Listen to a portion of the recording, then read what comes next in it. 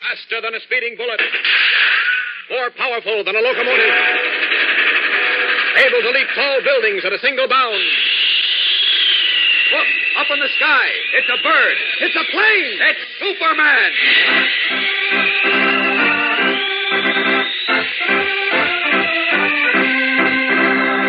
Yes, it's Superman, strange visitor from the planet Krypton, who came to Earth with amazing physical powers far beyond those of mortal men, and who, disguised as Clark Kent, mild-mannered reporter for a great metropolitan newspaper, wages a never-ending battle for truth and justice.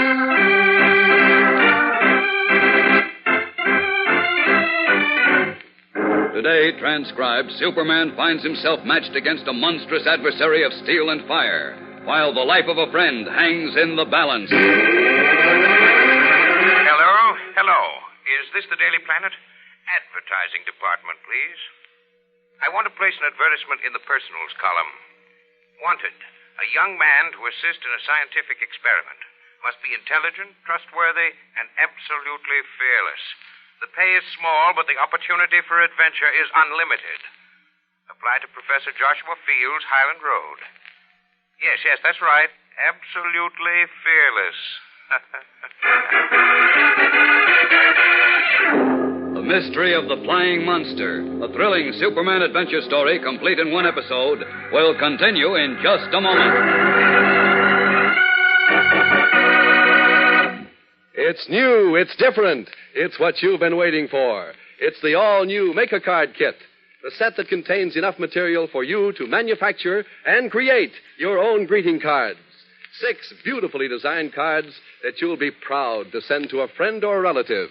6 beautiful cards that are personalized and that enable you to actually make money. Well, this sounds too good to be true, doesn't it, fellas and girls? Just think of the fun you will have with your own greeting card company. The Make-A-Card Kit only costs you 25 cents. Only 25 cents complete and delivered to your door. There are no postal or handling charges to pay. And if you sell these cards after you complete them, you can make 90 cents. Each card can sell for at least 15 cents. The set contains 6 cards, 2 for birthday, 2 for Easter, and a Mother's and Father's Day card. You also get a box of crayons and a sheet of gold metallic paper and a sheet of silver metallic paper. That's not all, fellas and girls. The set also contains 6 make-your-own envelopes. You mail the cards you have manufactured in your own envelopes. Think of it. The set only costs you 25 cents. And the materials it contains will last you a long time after you've completed the cards. Yes, sir. You'll want to get in on this fun and profit idea. I'll be back in a few moments to tell you how you can get this Make-A-Card Kit, so be sure and keep listening.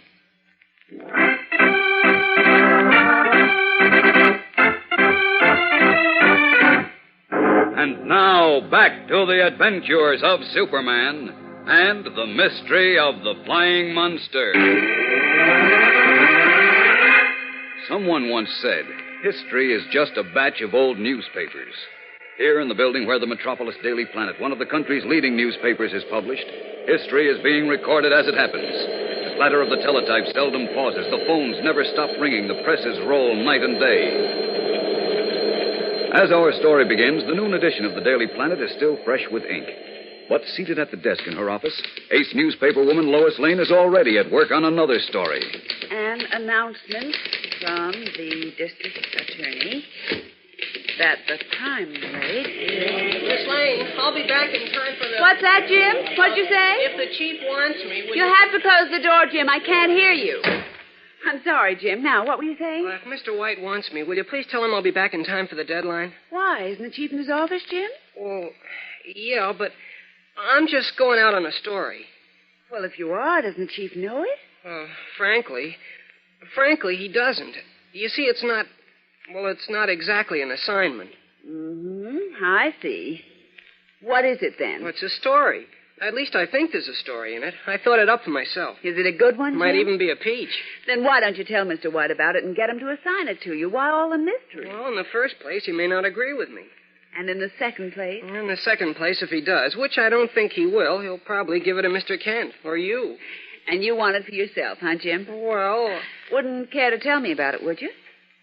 Okay, looks like I got to. It's something I saw in the noon edition. It says... Oh, wait, I'll read it to you. You got a copy? Yeah, right here. Oh, thanks. It's here in the personals. A very interesting ad. Now, let's see. Oh, here it is. Wanted. A young man to assist in a scientific experiment. Must be intelligent, trustworthy, and absolutely fearless. The pay is small, but the opportunity for adventure is unlimited. Apply to Professor Joshua Fields, Highland Road. That's it. What do you think? Oh, I think it's either silly or dangerous or both. Well, I think it's got the earmarks of a good story, and I'm going.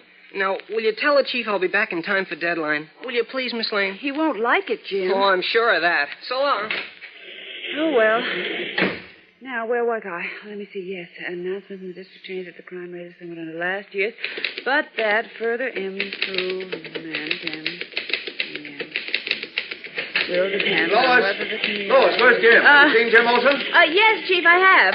Did you say yes, Lois? Yes, I did. He was in here just a minute ago. Oh, he was he? Well, where'd he go? He asked me to tell you that he'd be back before deadline. What? He'll be back at the office before deadline. He told you to tell me that? Oh, yes, Chief. Who does that young scamp think he is? Well... did he say where he was going? Now, take... Where'd you go, Lois? Do you know? Well, you see, Speak up, Lois, speak up. Do you or don't you know? As a matter of fact, I do, Chief. He's got himself a story. He thought it up all by himself. Great Caesar, who's running this paper? Well, don't yell at doesn't me, he know Chief. that... I'm only telling you what he told me to tell you. Here, it's in the last edition. The page is still turned to it. It's in the personals column. It's an ad about a fearless young man. Have you got it? It's something about a scientific adventure or something. Have you got it? With the professor? I told him I thought it was foolish. Might be a story in it at that. You really think so, Chief? If there is, he has no right going off on his own. This is the last straw. He's fired. Meanwhile, Jim Olson, pursuing his story, draws close to the suburban address of Highland Road given in the advertisement. A hill stretches before him. At its top, far from any neighbor, stands a massive, lonely house with ancient trees that hold its walls in shadow. Tall hedges surround it, from the iron gate that bars unwelcome entrance to a huge stone tower at the rear. Inside that tower is an enormous circular chamber whose barren walls arch high overhead to form a dome like the inside of half a sphere. In the center of its stone floor, shrouded with canvas, is a mighty machine, the creation of Professor Joshua Fields. Its form is hidden, though it reaches almost to the vaulted ceiling, and at floor level a canvas flap turned aside reveals an open black metal door into the machine itself. There are lights inside, and a man, a tall, thin man with iron gray hair and eyes sunken in a bony face, dark eyes that dance as his slender fingers play with a panel of switches and levers. Suddenly, a heavy door opens into the domed chamber, and a second man, small and very slight, walks quickly over to the machine. His little wizened face seems drawn with anger as he calls... Hey, Professor! Professor Fields! Yes? Who is it? It's me, Maxie. Shut this crazy thing off, will you?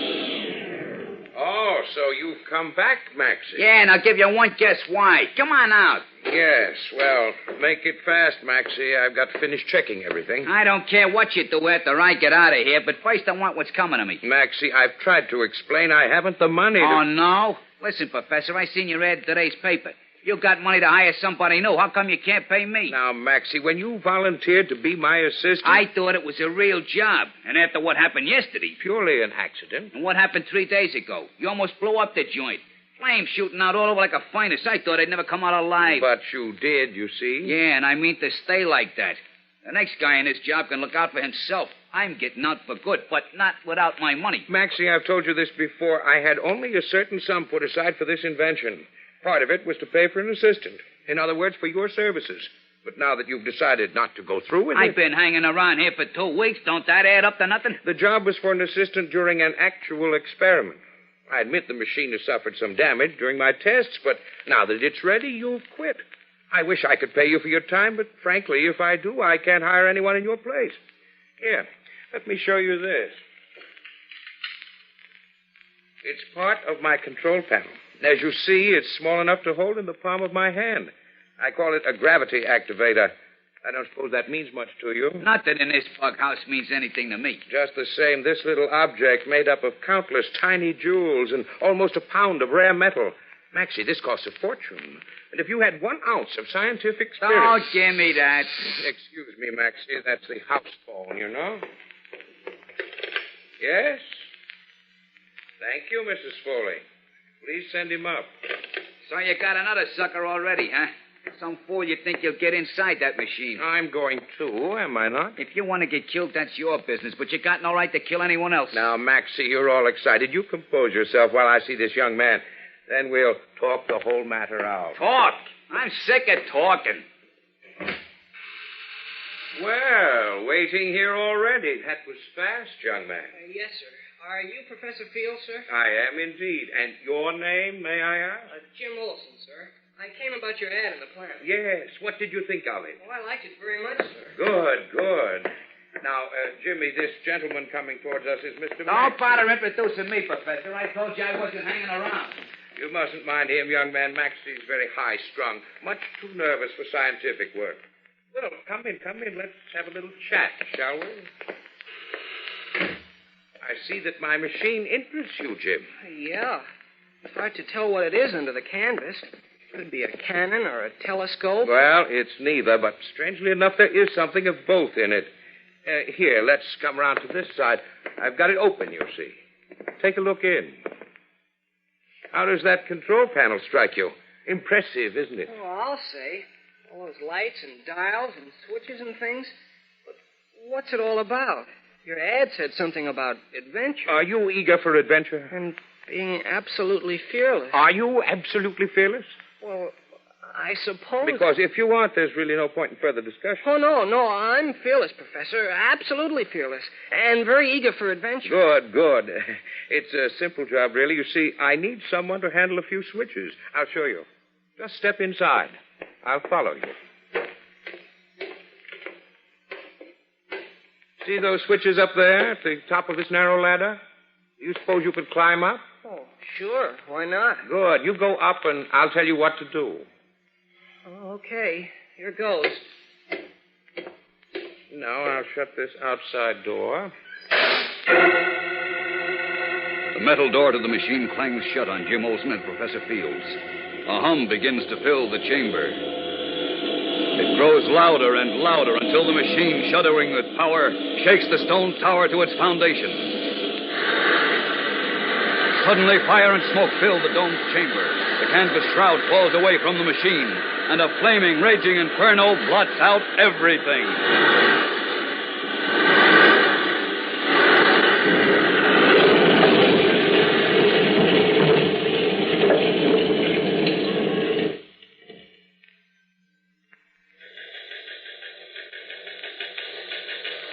It was on the teletype soon after. Attention, special announcement.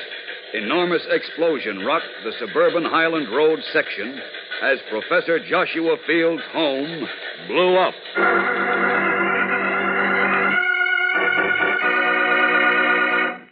Are you going to be one of the first in your neighborhood to send for the all-new Make-A-Card kit?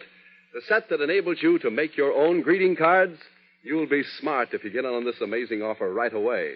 We have only a limited supply of these kits, and we don't want to disappoint any of you. All you have to do to get your 6 different type greeting cards with the box of crayons, the metallic paper, and the 6 make-your-own envelopes is to send 25 cents to Make-A-Card, Box 1319, New York 17, New York. That's 25 cents to Make-A-Card, Box 1319, New York 17, New York. We'll rush your kit right out to you. We pay postage. You'll have to hurry, though. We only have a limited supply of these amazing kits, and we don't want to disappoint any of you. So send in for your set today. I'll repeat that address for you. Send 25 cents to Make-A-Card, Box 1319, New York 17, New York. Don't delay. Send for your kit today.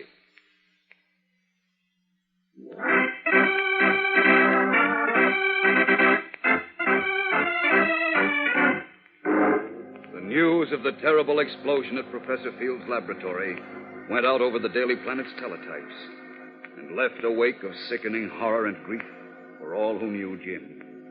And for Lois Lane and Editor Perry White, it was worst of all. Now, in the chief's office, they sit staring into space. If only Jim had been delayed. If he hadn't gotten there before it happened. Yes, Lois, but he did get there. Now, we know that. Police found several people who either gave him directions or saw him on the way up the hill to the laboratory. Now, remember, Lois, he was a good newspaper man. He was out getting a story. Yes? Mr. White, there's a man here. Didn't I tell you not to disturb me, Miss Backrack? Yes, Mr. White. That's but enough.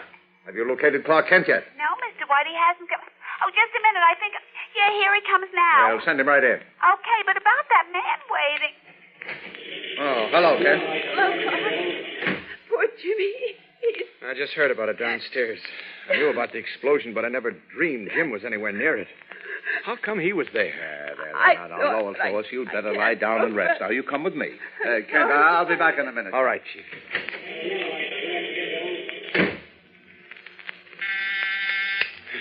Mr. White's office. Is that you, Mr. Kent? Yes, Chief's out for a moment. Any message? There's a man here waiting an hour to see Mr. White. He says if nobody's interested in the inside story of the big explosion, he'll go What's to somebody. that? The inside story on the explosion. That's what he says, Mr. Kent, but he's leaving. No, tell him not to. Send him in, Miss Backrack. Send him in. A few moments later, a small, slight man steps into Perry White's office, looking about him with the suspicious, darting eyes of a sparrow. Clark Kent searches the little man's sallow mask of a face. Then, suddenly, the gift of X-ray vision that is his as Superman makes out a strange object in the little man's coat pocket that instantly alerts his attention. Come in and sit down, won't you? Are you the editor? No, but he'll be right back. Perhaps I can be of assistance. Nah, not if you ain't the editor. Oh, wait. Today, little Maxie talks only to the man in charge. This is a big day for little Maxie. Well, if you've got a story... Get it. Now, who's this guy? Is he the editor? Yes, Chief, this is... Yes, I know, Kent. I know. Miss Backrack told me. You have the story on the explosion. Is that right? Right. Okay, let's have it. For how much? Well, that will have to wait until... Don't talk words, only numbers. How much? 500, if we use it. $1,000. You'll use it all right. It's a deal. Now talk. Well, sure. I was working for Professor Fields for 2 weeks, until yesterday. Yesterday, I quit. But I come back to see the professor on a personal matter today. I seen a new assistant he got in my place. A young fellow named Jim Olson? Yeah, the kid that got blown up with the professor. I tried to warn him, but he wouldn't listen to me. Warn him about what? Did you know there was going to be an explosion? What do you think I quit for?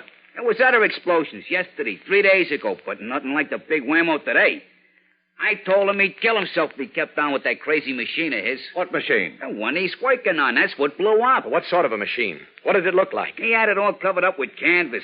For all I know, it could have been a smokestack under there. That's what it looked like. A smokestack about 40 foot high. Only the inside was full of wheels and gadgets and all junk like that there. But what was it meant to do? Who knows? Oh, anyways, after I left, as I'm on my way down the hill, I hear this humming come out of the tower. All of a sudden, boom, like thunder. The next thing, smoke's pouring out of the joint. Flames, boom. Knocked me off my feet. Did anything fall in the vicinity? Perhaps you picked up a chunk of metal or something like that. No. All we want to do is photograph it. Photograph what? I told you. We'll pay you an extra $500 for a picture. No, just a minute, Kent. What do you say, Maxie? Is it a deal? What does he say? Back me up, Chief. Take my word for it. All right. Well, now, come to think of it, I did pick up something. Fell in the road, just like you said. I got it right here in my pocket. I figure I'd keep it for a souvenir. Let's see it, Maxie. Okay. Here it is. From his coat pocket, Maxie brings out a gleaming, glittering object and hands it to Kent. An object made up of countless tiny jewels and rare metal. The object that Kent had seen with his X-ray vision when the little man first entered Mr. White's office. Where did you get it, Maxie? I told you it dropped out of the sky. You're lying, Maxie. This delicate little thing would shatter to bits if it so much as fell from my hand to the floor. You must have gotten this from the laboratory before the explosion. It was part of the machine itself, wasn't it, Maxie? So what? You stole it, didn't you? Nah, the professor gave it to me. It's worth thousands, Maxie. You think a jury will believe that? Well, what do you want? What are you after? You know what this was used for? What did the professor call it? Think, Maxie. Think hard. What did he call it? Something about gravity. Gravity act... Great Scott, a gravity activator. Was that it? Yeah. Kent, what are you so excited about? This tells us what kind of a machine the professor was experimenting with. A rocket ship. What? Only a rocket ship needs a gravity activator. What is it? It's an artificial force to take the place of natural gravity once the ship is far enough out in space to be free of the Earth's influence. Then the professor and Jim... Yes, Chief, they can still be alive.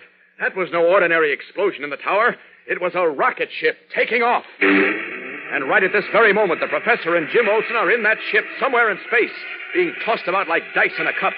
All because little Maxie stole an instrument as precious as life. No. Maxie, that's murder. Kent, he's getting away. After him. I'll get him. Kent, look out the door! Kent, are you all right? Yeah. My head, Here, let me help you. Oh, let me help you. No, never mind, Chief. Go after Maxie. Catch him. Yes. You wait here for me. Oh, I never thought I'd have to resort to pulling a phony collision with a door, but I had to get rid of the chief somehow. I hope I gave Maxie a good enough start. This is a job for Superman. And out of these clothes. There we are. Now to open the window and get out to the laboratory. Up, and away! Speeding across Metropolis, it takes Superman but a moment to soar unseen past the police lines to the professor's laboratory tower. It stands intact, except for the missing roof. And as he drops to the tower, a quick glance confirms his theory.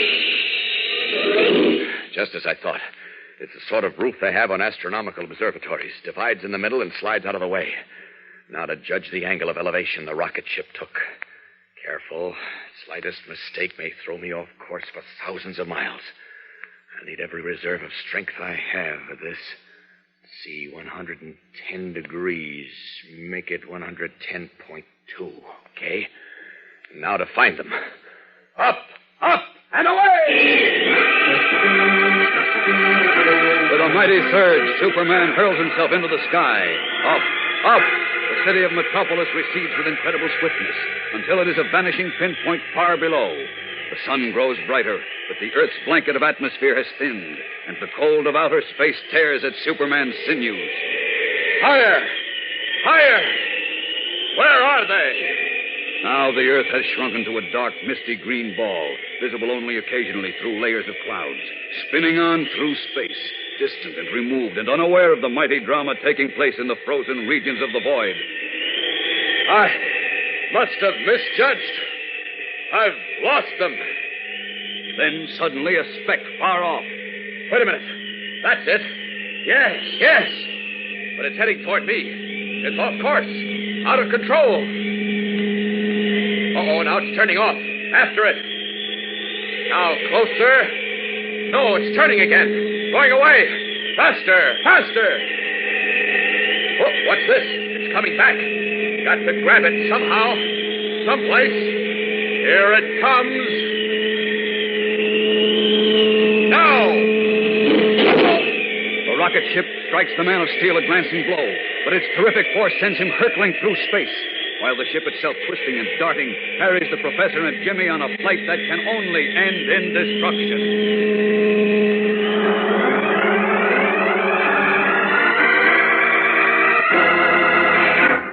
We'll be back in a moment for the conclusion to the mystery of the flying monster. So keep listening. In the opening of today's program, fellas and girls, I told you about the new Make-A-Card kit, which contains enough materials to create and manufacture 6 of your own greeting cards. Now, I'd like to tell you a little more about this all-new Make-A-Card set. The set includes 6 beautifully designed cards which you actually make yourself. 2 Easter cards, 2 birthday cards, and a Mother's and Father's Day card. That's not all, fellas and girls. You get 6 make-your-own envelopes, so that when you've completed the cards, you have enough of the right-sized envelopes to mail them in. The kit also has a box of the finest crayons, every color you can think of. You also receive a sheet of gold metallic paper and a sheet of silver metallic paper. If you can't think of a rhyme, well, let us say it for you. We have included many different greetings in the kit. Well, that's it, fellas and girls. Your very own greeting card company, wrapped up and delivered to your door for only 25 cents. All you have to do is send in your quarter, 25 cents, to Make-A-Card, Box 1319, New York 17, New York. That's 25 cents to Make-A-Card, Box 1319, New York 17, New York. There's no postage to pay. We pay that. You'll have to hurry because we have only a limited supply and we don't want to disappoint any of you. You'll want to start manufacturing your own cards right away, so send your quarter to Make-A-Card, Box 1319, New York 17, New York.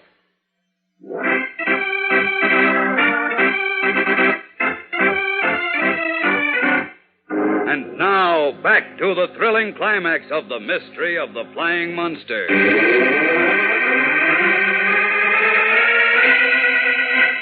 Far above the Earth in the frozen reaches of outer space, Superman finds himself locked in mortal combat with an experimental rocket ship that has gone out of control.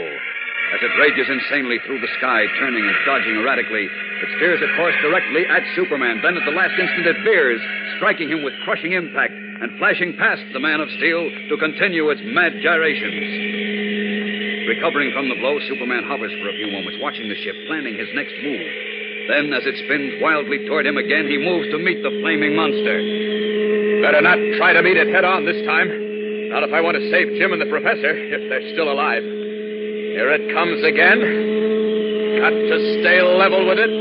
Like this. Faster! Now, both of them moving at blinding speed, Superman matches every twist and turn of the rocket ship, drawing closer until he makes contact with the sleek metal hull, then lets himself slide to the tail fins. He straddles two of the fins with his outspread legs as he lies against the hull, riding the rocket ship like a swimmer on a surfboard. Then, once Superman's great strength is released from the task of keeping up with the ship, he is able to control it. Whoa, Betsy, easy now. That's right. Down we go.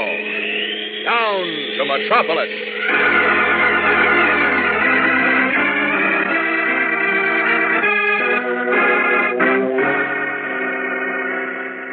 Gee, that was some ride. Jimmy, I think it's wonderful. I'm glad that you did it. Friends, I want to thank you for your faith in me. Professor. You all saw how easily my ship settled back into its place in the tower. Of course, it was a rough ride at times, even though we were strapped in. But it never would have been if one of my instruments hadn't been stolen. By the way, you'll all be glad to know the gravity activator has been recovered. And the way my rocket ship went back home, like a homing pigeon. It only goes to prove that it was built right. If you'll excuse me now. Oh, What's the matter, Clark? Don't you feel well? listen to him, Lois, will you? Like a homing pigeon. Ah. Oh, now, go on. You're just jealous of Jim's wonderful story. Me jealous? Why should Well, I be it jealous? was a wonderful story. Well, sure it was. I'm mighty proud of that young man. Oh, you are, Chief? I thought you fired Jim. Me? Fired Jim? What are you talking about? all right, forget it. Kent, how are you feeling? Huh? Oh, Lois, you should have seen the crack on the head he got. Yeah, I'm fine now, thanks. When I came back with Maxie, I couldn't find you. Where'd you go, Kent? When I came to, I wandered out of the office. I guess I wasn't myself. Oh, I think you were, Mr. Kent. What do you mean by that, Miss Lane? Listen, Mr. Kent. On at least one occasion, I've had a suspicion that you might be Superman. Huh? And now I have a few words to add to that. Yes? What? My sincerest apologies to Superman.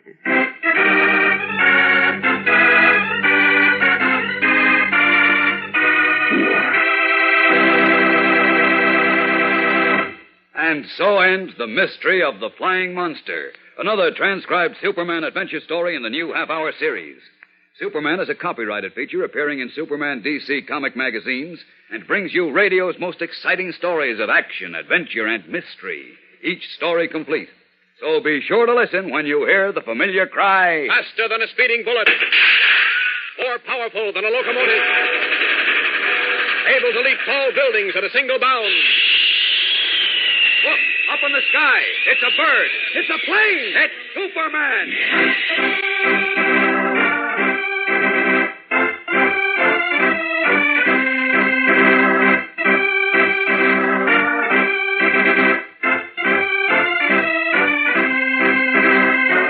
The Adventures of Superman comes to you at this same time, same station, every Monday, Wednesday, and Friday.